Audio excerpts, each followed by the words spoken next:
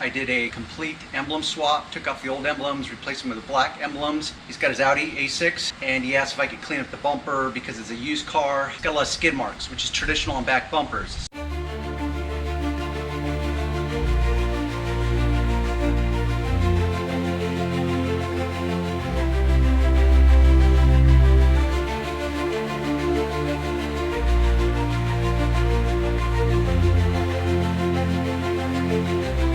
If you're a beginner, you won't know.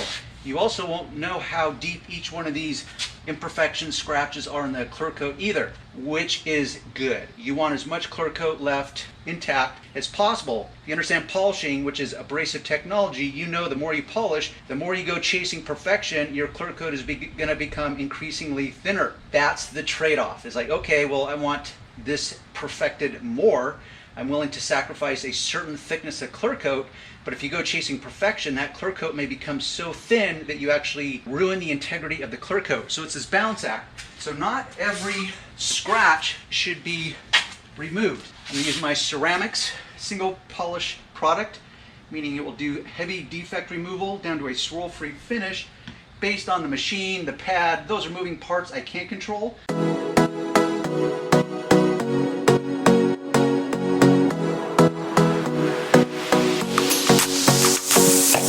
Then the question becomes, well, Darren, how aggressive can I get?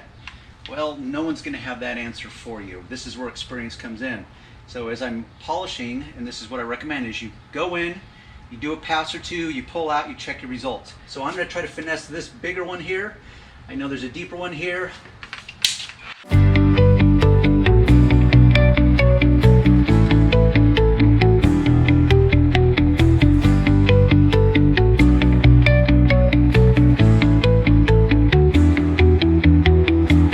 Use a microfiber cloth. It is the safest, friendliest cloth for your clear coat. So now I'm scrutinizing a little tighter. Now I know through experience that I would never want to remove these deeper ones 100% because I knew that it would severely diminish the integrity of the clear coat. But I can clean it up, so from normal viewing distances, this looks tons better. I'm going to do a repeat application of my polish.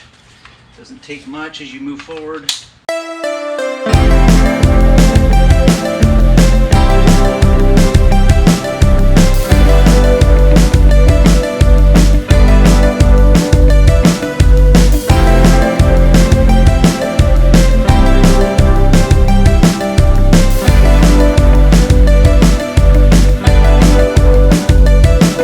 Is that as you polish and you create additional shine and depth, it's actually going to reveal certain imperfections that were not visible before because it was being obscured by all the other blemishes. For example, right here and here, what they've done is they've added some touch-up paint, clear touch-up paint over these scratches, hoping that this would fix it, but it doesn't.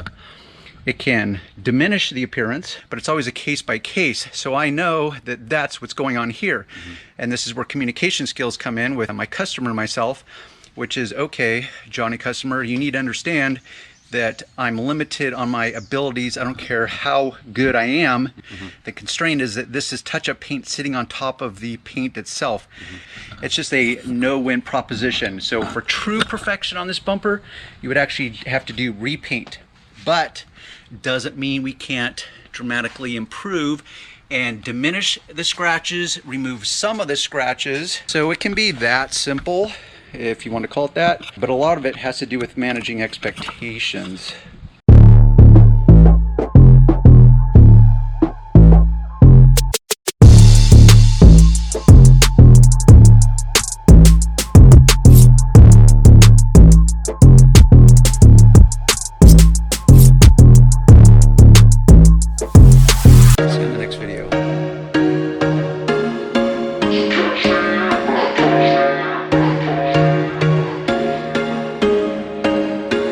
There was once a day that I would pray for you. I'd go and misbehave just so you'd notice too. Sneaking looks up and down from across the room.